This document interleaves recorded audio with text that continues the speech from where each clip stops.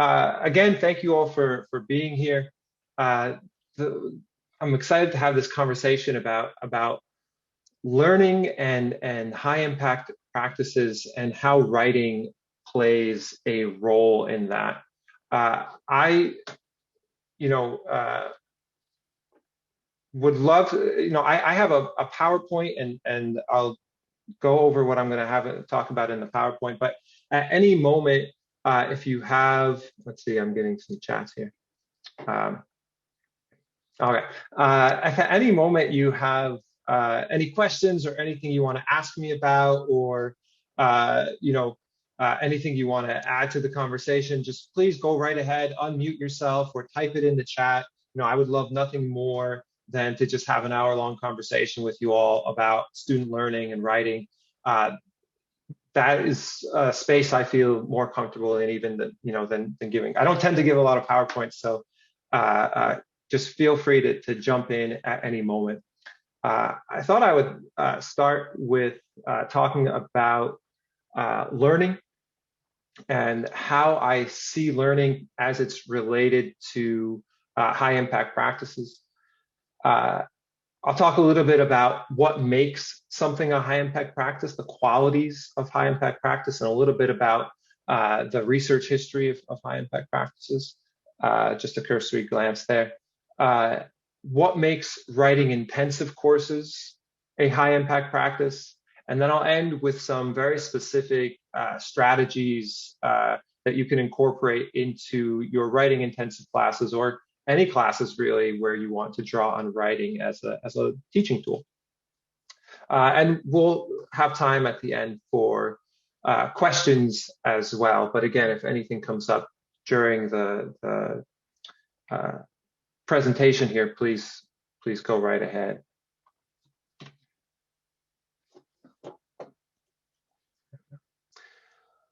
So we all know that learning is not simply about memorization, right? It's one thing to memorize that acceleration due to gravity is 9.8 meters per second, right? It's another thing, it's something else altogether to show that you understand what that really means, and further on to apply that to some sort of open-ended problem, right? So we have something like Bloom's taxonomy here to help us really categorize and kind of expand on our students' knowledge on the level of content, right? Our students' content knowledge. Remember, understand, apply, analyze, evaluate, and create.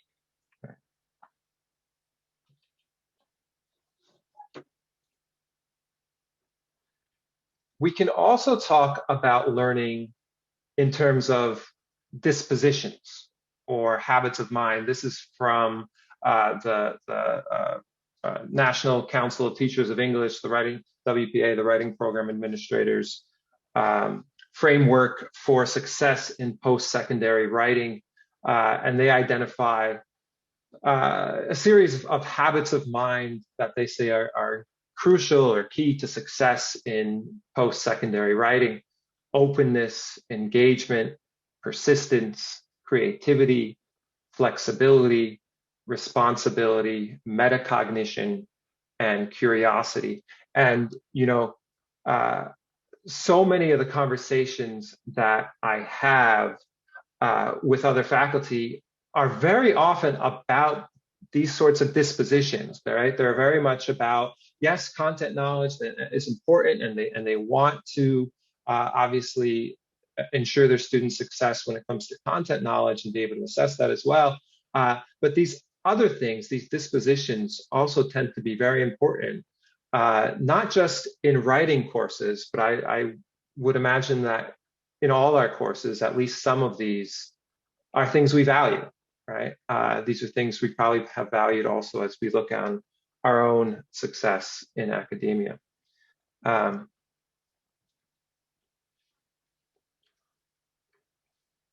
What these, I think, have in common is a focus on student engagement, right? How can we sort of engage students? How can we open them up to change, a noticeable and noticed difference, right? Whether that's on the level of content knowledge or disposition.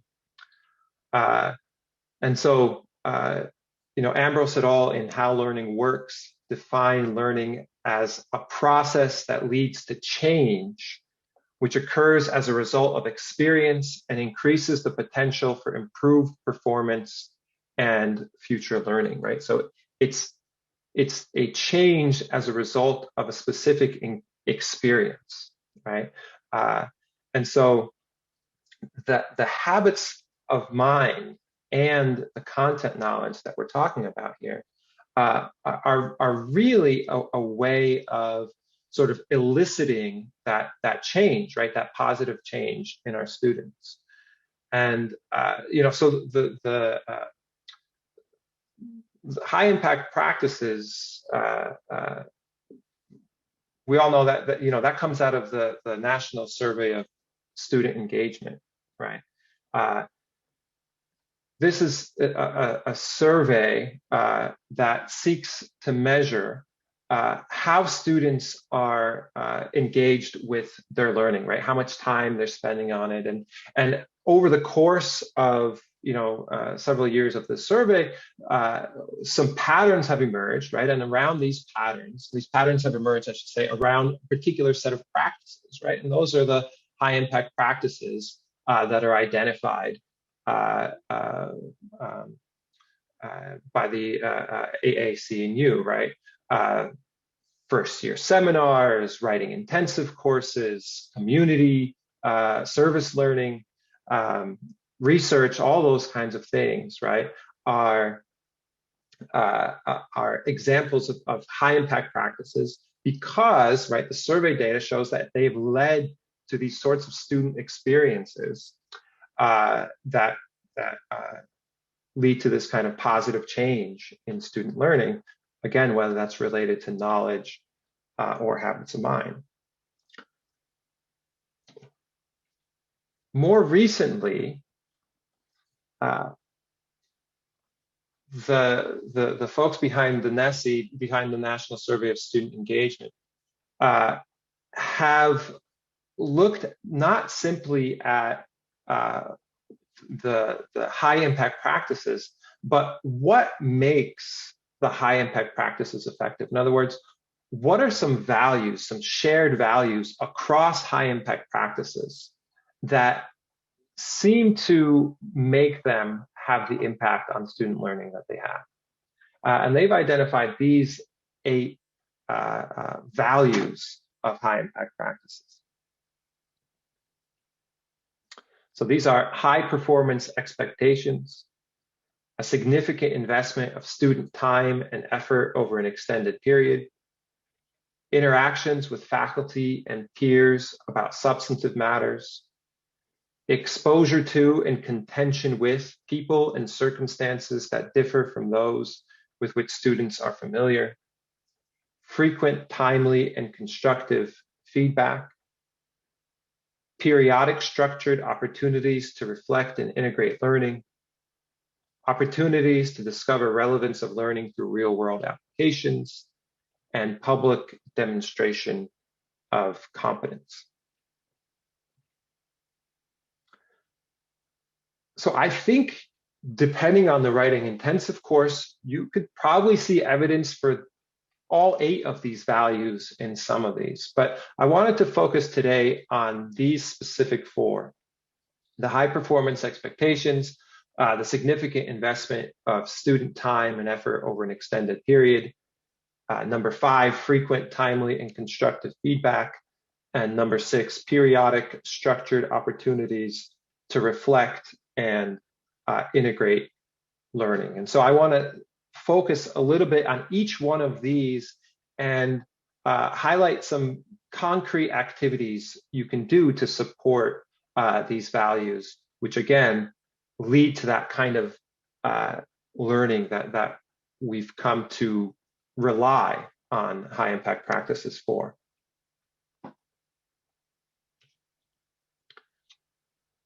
And so the first, high performance expectations, I thought what I would talk about, what I think makes a writing intensive course different, is the kind of expectations that students are provided or given when they're asked to do, a significant writing project, uh, compared with other types of assessment, right? Uh, we know that writing projects may not be the best ways of demonstrating or encouraging, a breadth of knowledge or a memorization, but they're excellent at sort of demonstrating a depth of knowledge and giving students opportunities to really struggle with a challenging concept in a class, right? A challenging, central, important concept in a class. Writing projects are great for that. Uh, and so designing writing projects that are going to be effective for helping students meet these high performance expectations is really a very important aspect of writing intensive classes. So this here is from John Bean's Engaging Ideas. It's a really very useful text. It's a text that I go to a lot. And it's available for free in our library as an ebook. So if you want to take a closer look at anything I mentioned from the book today, or for any other reason related to writing, it's available for you as an ebook in our library, so that you can access that. So Bean gives these two acronyms, right? RAFT and TIP. And he says, give your students a RAFT and a TIP. And so RAFT stands for role or purpose. You want to give your student a role or a purpose. What is their role in the piece of writing, right? In other words, are they writing as a student to a professor? Are they writing as a student to their peers? Are they writing as an expert to other experts? Are they writing as an expert to other to a public audience, right? So role and audience tend to work together and really set that kind of very important context of how the student is expected, what persona or what role, what method of what identity really are you asking your student to take on for this particular project. Audience, as I mentioned, is specifying a concrete, specific audience for that, whether that's you as the professor, right? If there's nothing wrong with your being the audience for a project, so long as that's, made clear. Format or genre, in other words, what sort of arrangement pattern is this project going to take? Task, what work, right? What work is the project meant to accomplish? In other words, whenever we do writing, when we think about the writing that we do ourselves, we're not writing typically just because we have this feeling that we want to get something written down, right? We use writing as a tool. We use writing as a way of doing work in the world, right? So what is that work in the world that we're asking the students writing to do? And Bean suggests, well, make that task, make that work an intriguing problem for the students, and whether that's a problem that you identify for them or ask them to identify for themselves. I'm going to present about 5 different alternative assignments. They're all roughly this. They're all dealing with the same subject matter, but there's small variations in the design of the assignment. And I want us to spend a little bit of time sort of thinking about how these small variations really lead to different effects for the students. So the context is this: suppose that you are a nursing professor with 2 goals for a research assignment. 1, you want to deepen students' understanding. You want to deepen students' thinking about controversies in alternative medicine. And 2, you want to create a writing assignment that will help your students learn to read the professional literature with sophistication and to do the kind of critical thinking, inquiry, analysis, and problem solving required of nurses. You decide to have your students investigate the controversy over therapeutic touch, a form of alternative medicine in which the healer is said to effect therapeutic changes in the patient's energy field by moving his or her hands slightly above the patient's body. Consider the following 5 assignment options and the discussion questions that follow.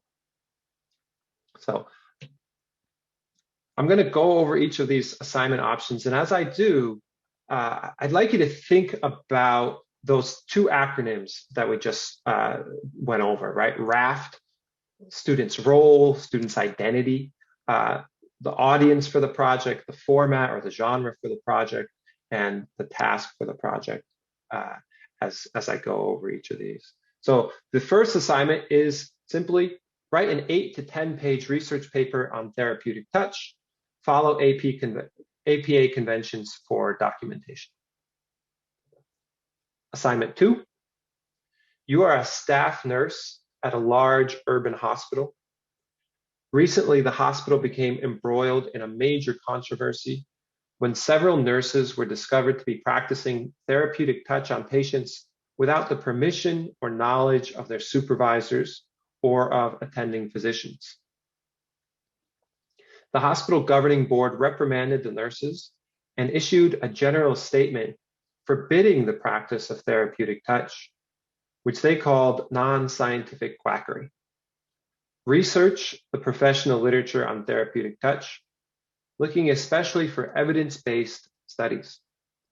Then write a 4 to 5 page argument addressed to the hospital governing board, supporting or attacking the board's decision to forbid the practice of therapeutic touch. Support your position with reasons and evidence based on the professional literature.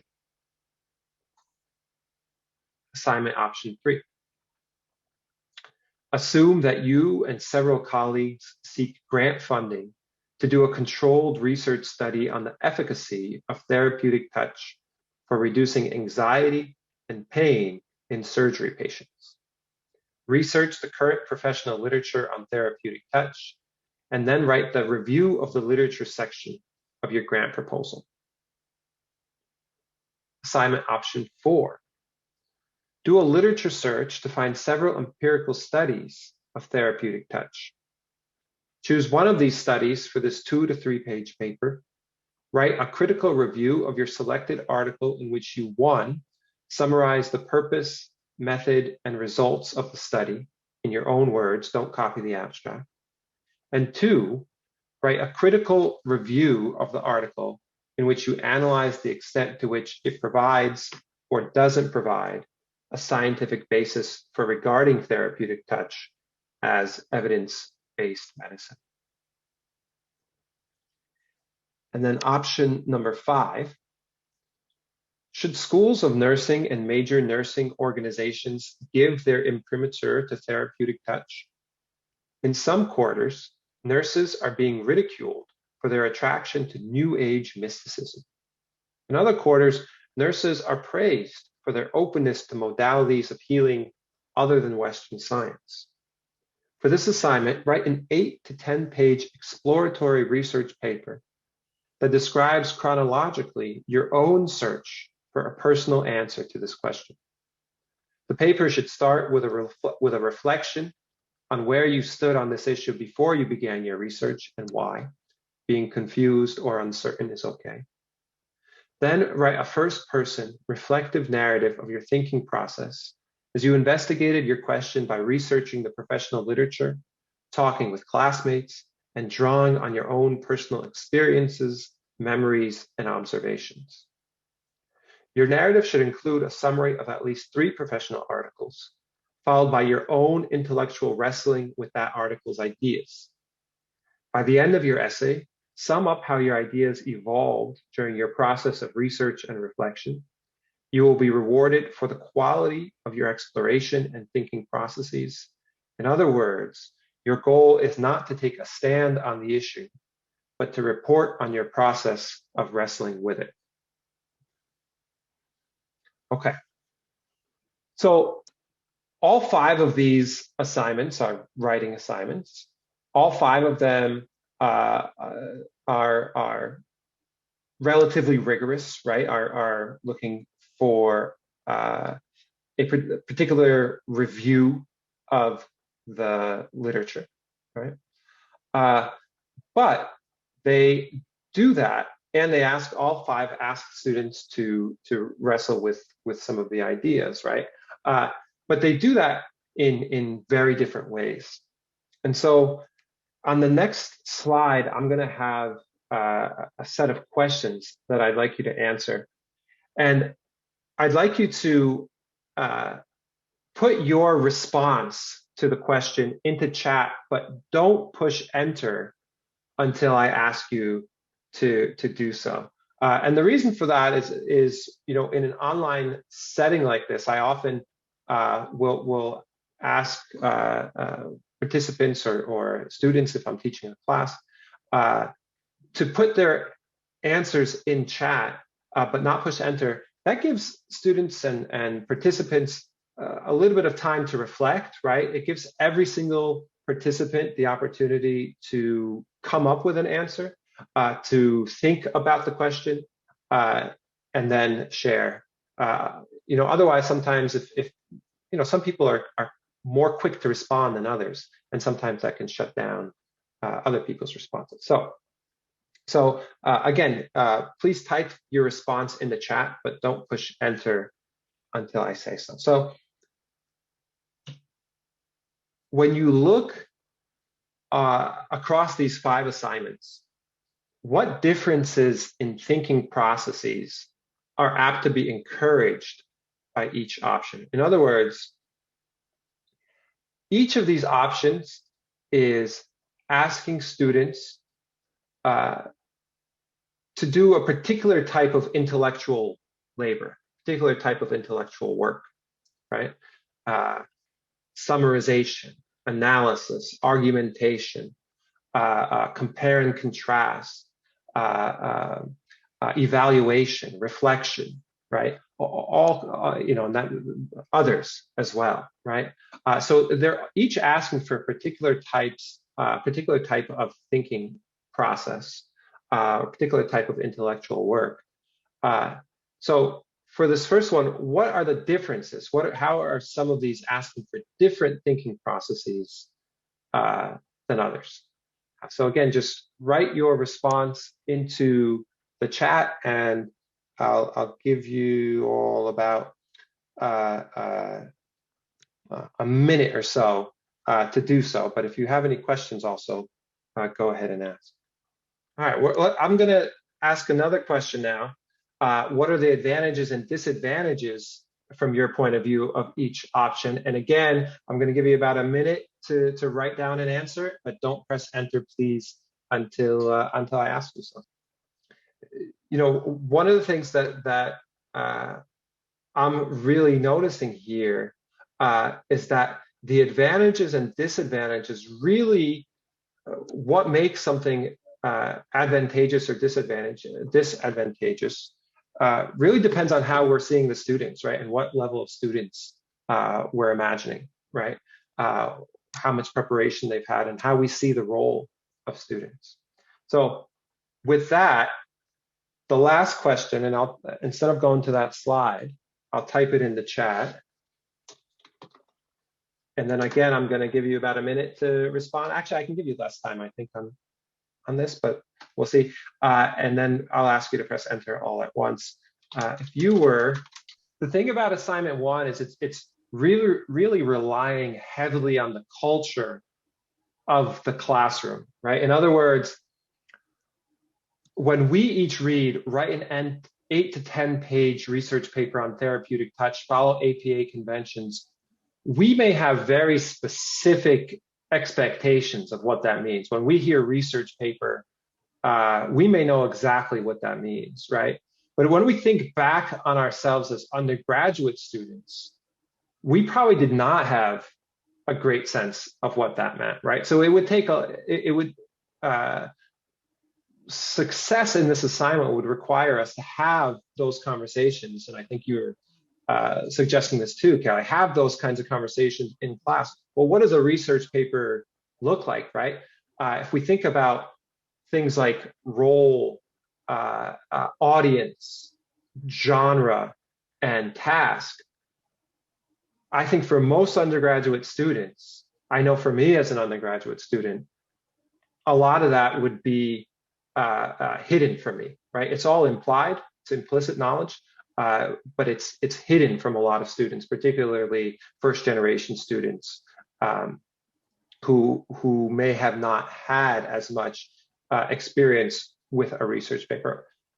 I would even go further and say each of us has a definition of a research paper, but depending on what discipline we're in, that research paper could look very different, right? Our definition is going to vary significantly from one to the other. And there's been studies, one study I'm thinking of particularly where it was a case study of a team taught course.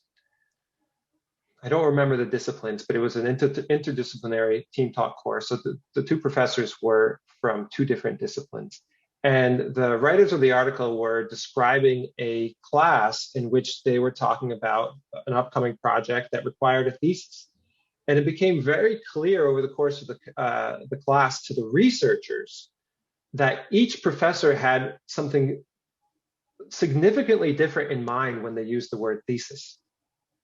But it was not clear to the students, and it was not clear to the professors that they were actually suggesting two different meanings for that term. So a lot of times we have common terms that have really different meanings, right? So one of the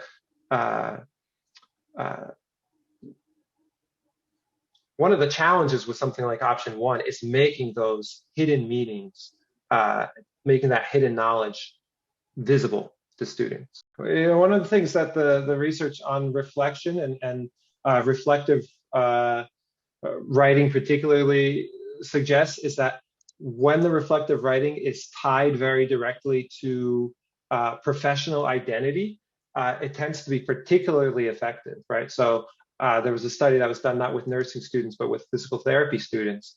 And when students saw the reflective writing they were doing as an opportunity to imagine their professional selves, they found it very valuable.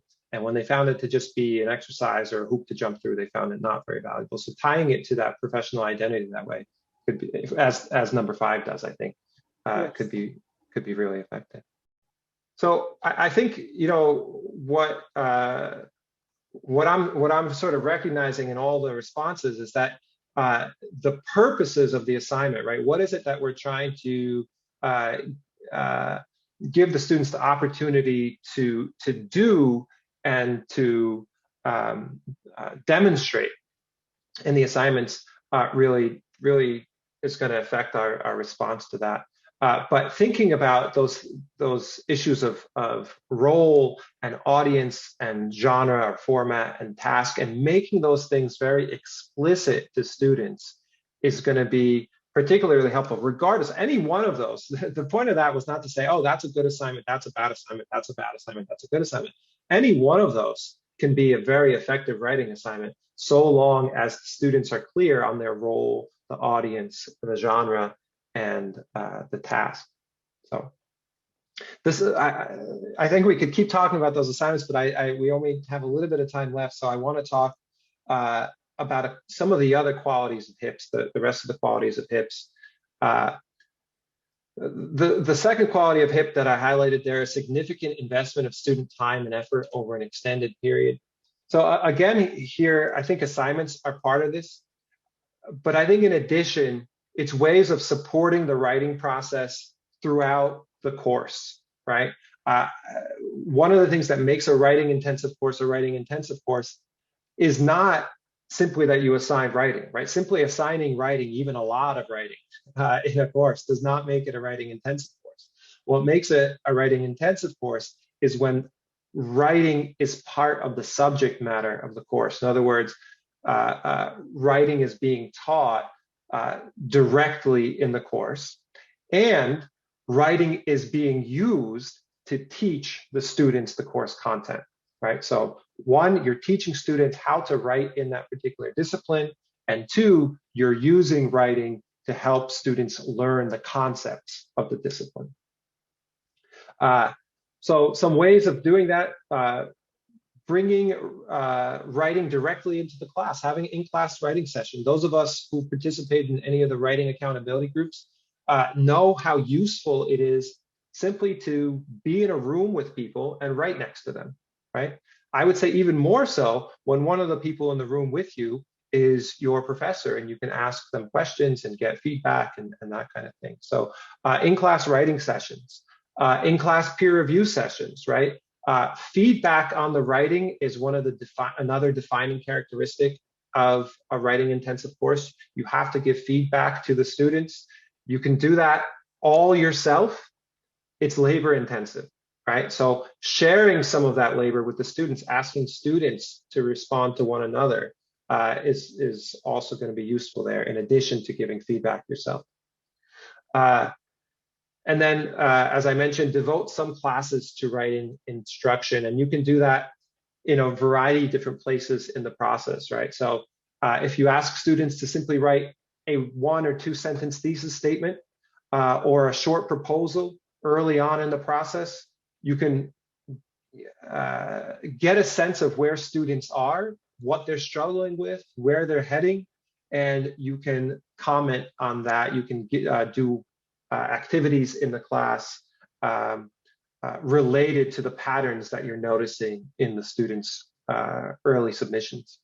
Another point to do that is midway through or perhaps after a first draft, after one-on-one group conferences, or again, when returning drafts. What are some of the patterns? You just read a whole bunch of drafts.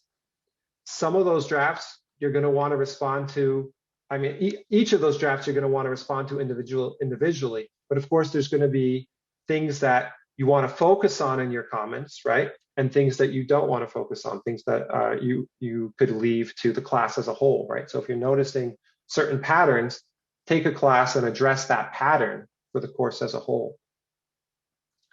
And then the third thing is have high stakes writing projects count for a significant portion of the course grade. We can differentiate here between high stakes and low stakes writing projects, as high stakes writing projects have a grade assigned to them.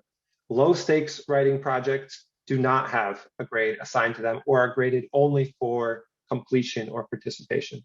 The reason to have both, one, you want something high stakes because students are going to devote time and effort to the things that are going to pay off for them when it comes to their final grade, right?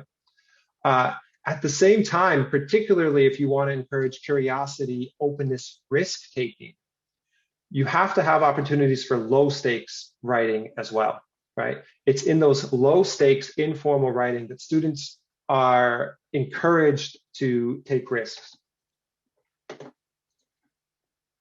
Yes.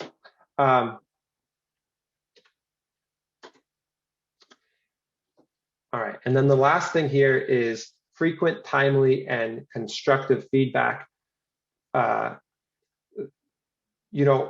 purpose of feedback is to support effective revision and not to justify the grade, right? So we want to give feedback that's going to help students produce better drafts, right? Differentiating between those higher order concerns and lower order concerns is going to be an effective way of doing that. And now finally, periodic structured opportunities to reflect and integrate learning. We talked about reflection a little bit with the assignments above, but again, giving students in-class writing breaks time to reflect on their learning, and especially if they can tie it to what they see as practical applications of it or important applications of it. And what's practical and important is going to vary significantly from discipline to discipline. What's practical in nursing and what's practical in biology are going to be potentially two different things. But bringing that in-class reflective writing opportunity to the students will be helpful. Thank you all so much for participating and for being a part of this. So, and thank you, Moni, again for giving me the opportunity.